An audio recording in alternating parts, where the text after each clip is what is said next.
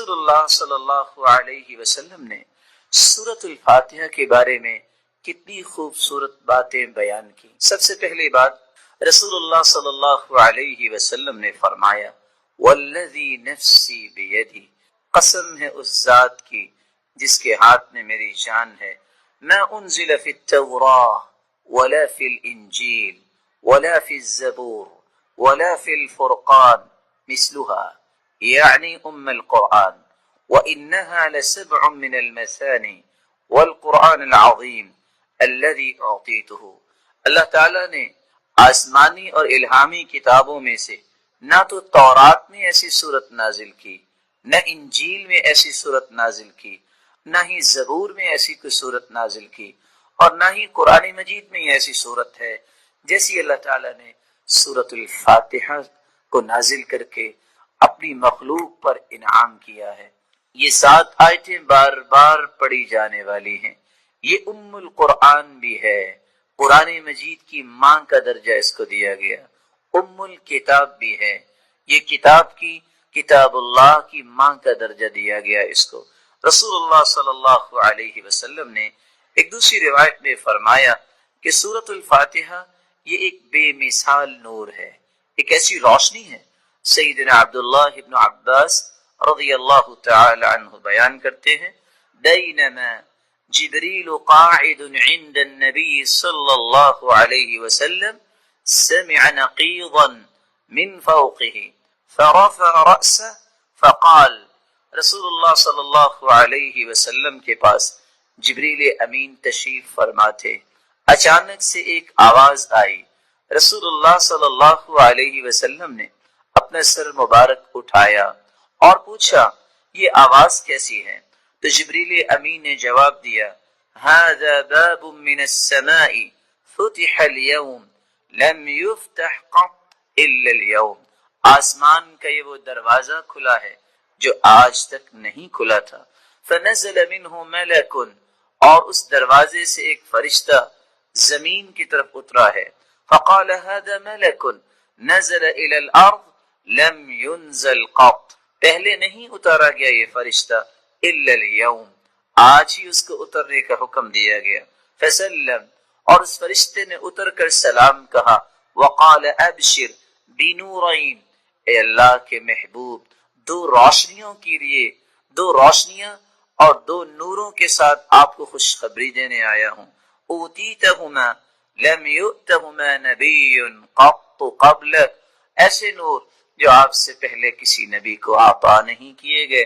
فاتحۃ الکتاب ایک سورۃ الفاتحہ ہے، وخواتیم سورۃ البقرہ، اور سورۃ البقرہ کی آخری آیات ہیں، لن تقرأ بحرف منہما الا اعطیت، سورۃ البقرہ کی آخری آیتیں اور سورۃ الفاتحہ کا کوئی بھی حرف آپ پڑھیں تو اللہ رب العزت اس ایک ایک حرف کے بدلے عطائیں کرتے ہیں، اور یہ روایت صحیح ترغیب میں موجود ہے۔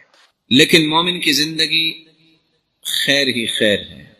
رسول اللہ صلی اللہ علیہ وسلم کا فرمان ہے، عجبا لامر المؤمن ان امره كله خیر ان اصابته ضراء صبر فكان خيرا له وان اصابته سراء شکر فكان خيرا له۔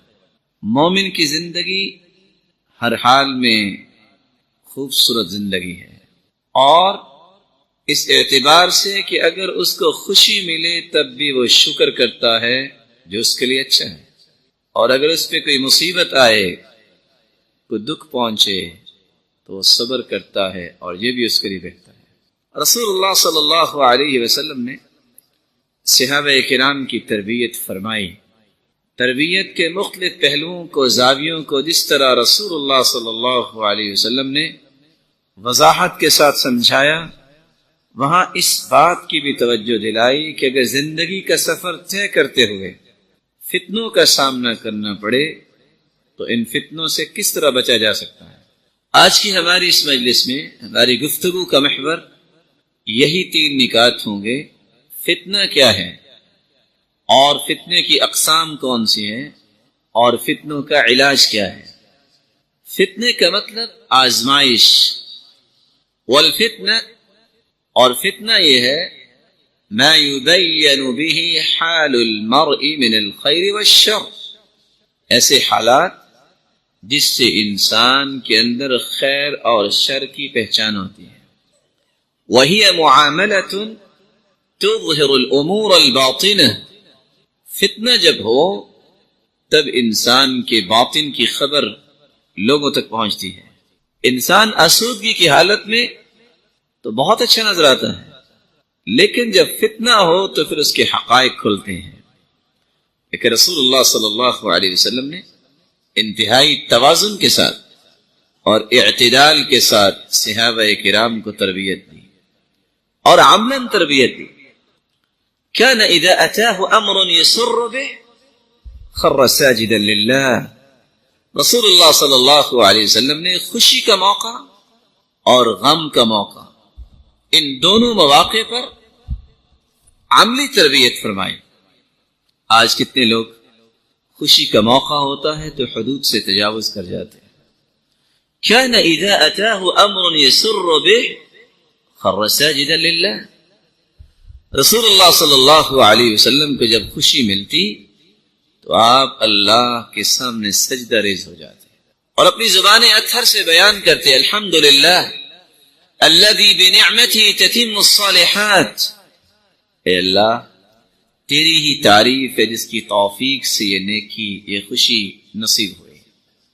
وَكَانَ إِذَا حَزَبَهُ أَمْرٌ صَلَّى، اور رسول اللہ صلی اللہ علیہ وسلم کو جب کوئی پریشانی ہوتی تو اس وقت بھی آپ اللہ کے سامنے سجدہ ریز ہو جاتے.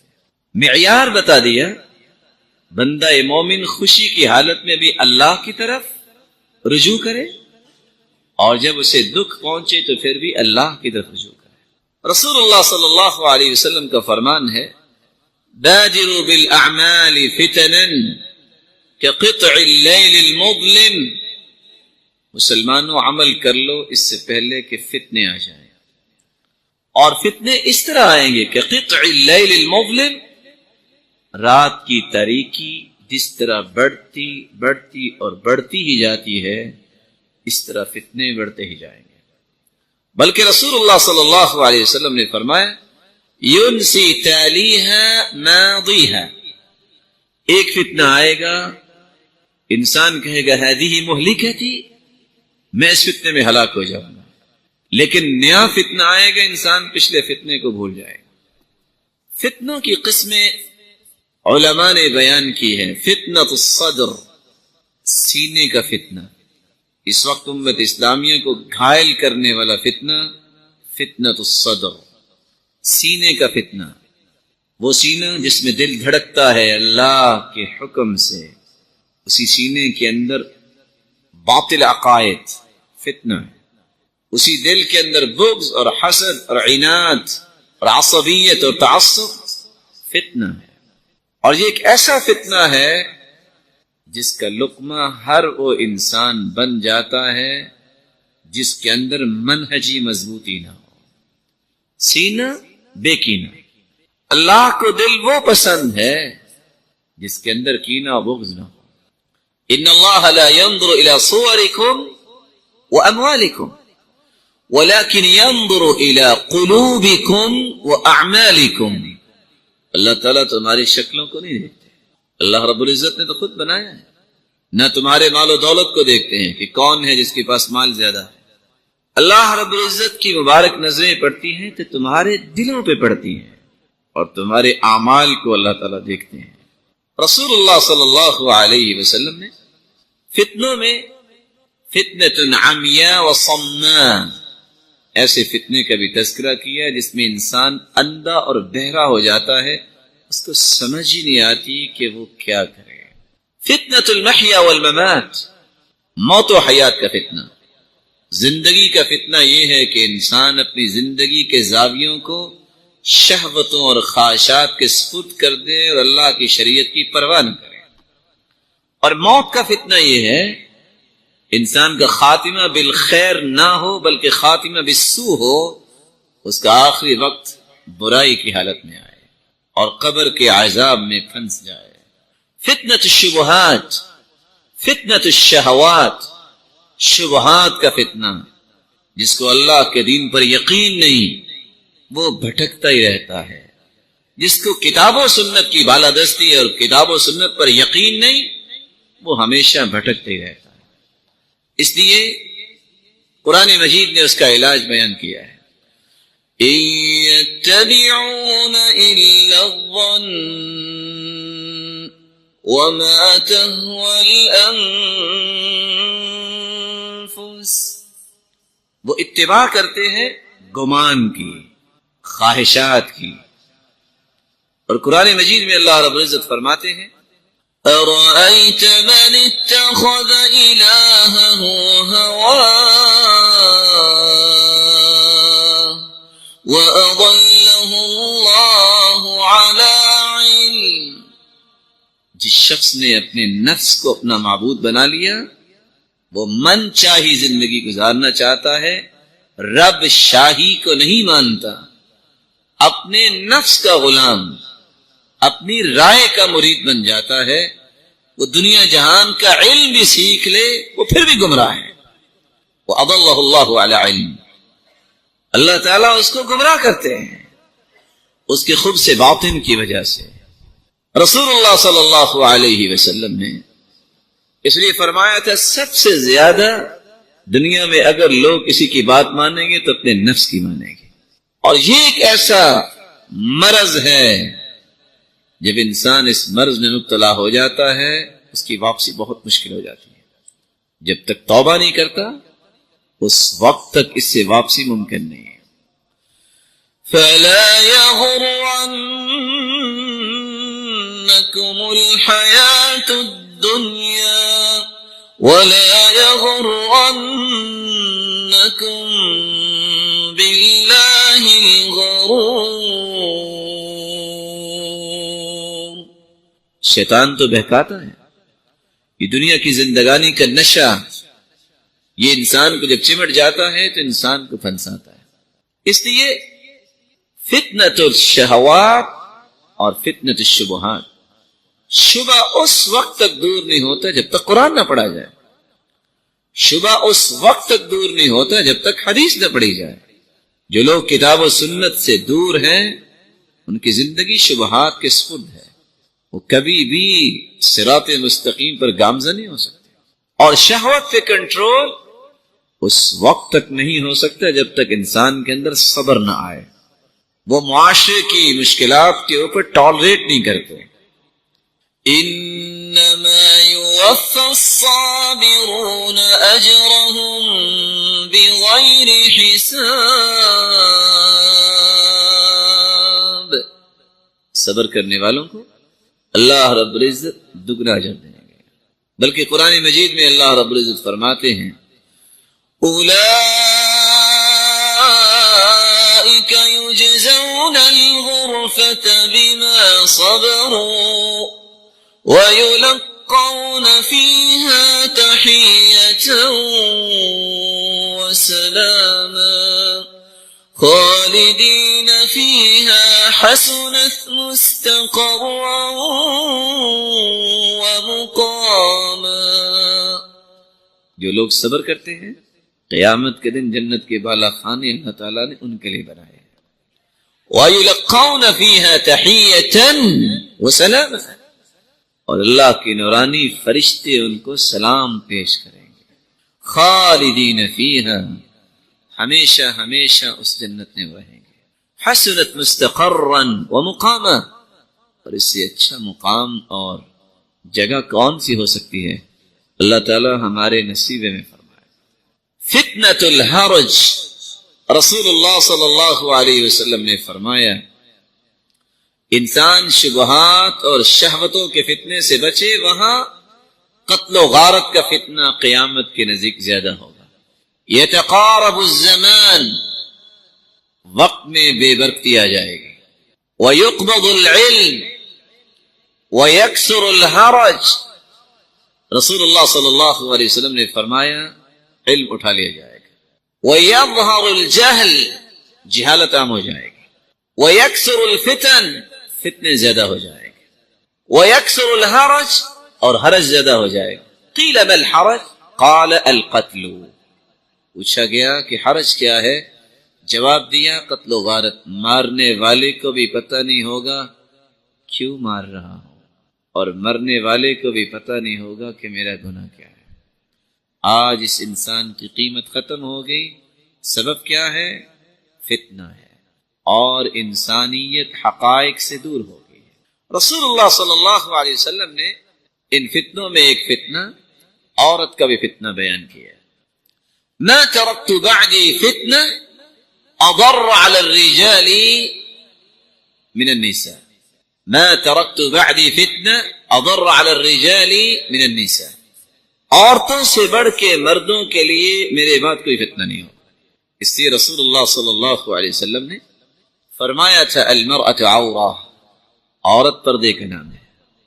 وأقرب ما تكون المرأة من رحمة ربها إذا كانت في قعر بيتها، اور عورت اللہ کی رحمت کے قریب اس وقت ہوتی ہے جب وہ گھر میں قرار پکڑتی ہے۔ وقرن في بيوتكن ولا تبرجن تبرج الجاهلية الأولى، اور کیا فرمایا؟ فإذا خرجت من بيتها استشرفها الشيطان، جب وہ گھر سے نکلتی ہے تو شیطان اس کو گمراہ کرنے کے لیے اس کے پیچھے چلتا ہے۔ اور یہ صرف عورت کے لیے نہیں بلکہ رسول اللہ صلی اللہ علیہ وسلم نے مرد کو بھی یہ تعلیم دی۔ فرمایا طوبى لمن ملك لسانه ووسع بيته وبكى على خطيئته، سعادت مند وہ ہے جو شخص اپنی زبان پہ کنٹرول کر لے اور اپنے گھر میں قرار پکڑے، ضرورت ہو تو پھر نکلے، وبكى على خطيئته، اور اپنے گناہوں پہ شرمندہ اور نادم ہو کے اللہ کے سامنے رو کے معافی مانگ لے۔ رسول اللہ صلی اللہ علیہ وسلم سے جب سوال کیا گیا، عقبہ بن عامر رضی اللہ تعالی عنہ فرماتے قلت من نجا، نجات کس میں ہے؟ قال املك عليك لسانك وليسعك بيتك وابكي على خطيئتك، نجات کے طالب ہو زبان پہ کنٹرول کر لو، گھر میں قرار پکڑو اور اپنے گناہوں پہ نادم ہو کہ اللہ سے معافی مانگو۔ اس لیے عکاف بن بشیر التمیمی بیان کرتے ہیں جب ایک شخص آیا تو اللہ کے رسول صلی اللہ علیہ وسلم نے پوچھا هل لك من زوجہ، شادی شدہ ہو؟ قال لا۔ رسول اللہ صلی اللہ علیہ وسلم نے دوسرا سوال کیا اگر تمہاری شادی نہیں تو کیا تمہارے پاس کوئی لونڈی ہے؟ قال لا۔ وانت موسر بخیر، مال و دولت بھی ہے؟ قال نعم۔ قال اذن انت من اخوان الشیاطین، پھر تو تم شیطان کے بھائی۔ اب الشیطان تمرسون، تم شیطان بننے کی پریکٹس کر رہے ہو؟ زندگی گزرتی جا رہی ہے اور فتنوں کے حوالے اپنے آپ کو انسان کرے اور کہے میں دانش مند ہوں۔ رسول اللہ صلی اللہ علیہ وسلم فرماتے ہیں انی لا اصبر عنہن، اور فرمایا دنیا کے اندر مجھے پسندیدہ چیزیں ہیں الطیب وجعلت قرۃ عینی فی الصلاۃ والمرأة الصالحہ، نیک عورت، خوشبو اور نماز کو میری آنکھوں کی ٹھنڈک بنا دیا گیا۔ لو كنت فی النصارى لكنت من رہبانہم، کس طرح ڈرایا، اگر تم عیسائیوں میں ہوتے تو تم پادری ہوتے۔ تمہیں پتہ نہیں شیطان سب سے زیادہ خیانت کے لیے تیار کرتا ہے تو ان لوگوں کو جو رسول اللہ صلی اللہ علیہ وسلم کی سنت نکاح کو پسند نہیں کرتے۔ النکاح سنتی فمن راغب عن سنتی فلیس منی، نکاح یہ میری سنت ہے اور جو میری سنت سے اعراض کرتا ہے اس کا تعلق میرے ساتھ نہیں۔ فتنۃ المال والاولاد، اولاد بھی فتنہ اور مال بھی فتنہ، کب؟ جب وہ انسان کو اللہ سے دور کر دے۔